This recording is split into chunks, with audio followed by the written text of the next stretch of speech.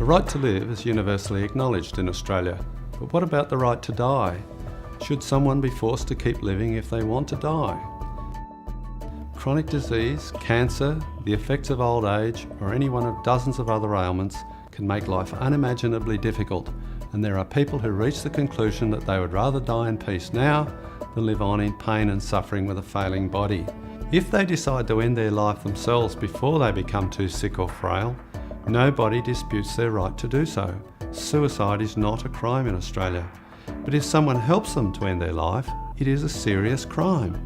It might seem unimaginable to you, it might be a decision that you would never make for yourself under any circumstances, but the question remains, do you have the right to force someone to keep living if they've made the decision they would rather die?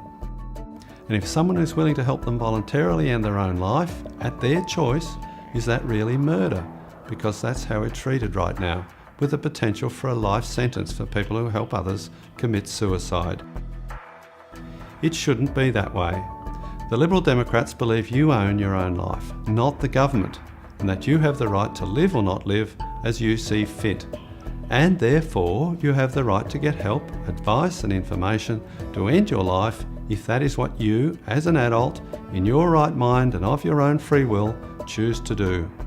Obviously, there would need to be safeguards. We need to ensure that it really is their own decision, made of their own free will. But if it is, then it's simply a matter of your freedom to choose. It becomes a question of who really owns your body and your life.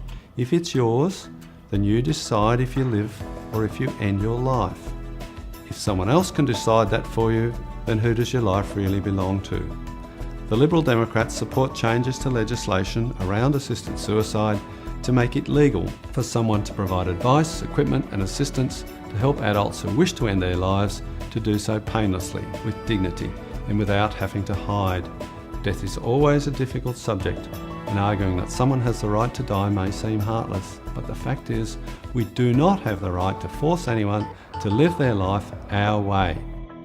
These changes will allow people who, for whatever reason, have decided they no longer want to live to be able to die painlessly, with dignity, and potentially with loved ones by their side.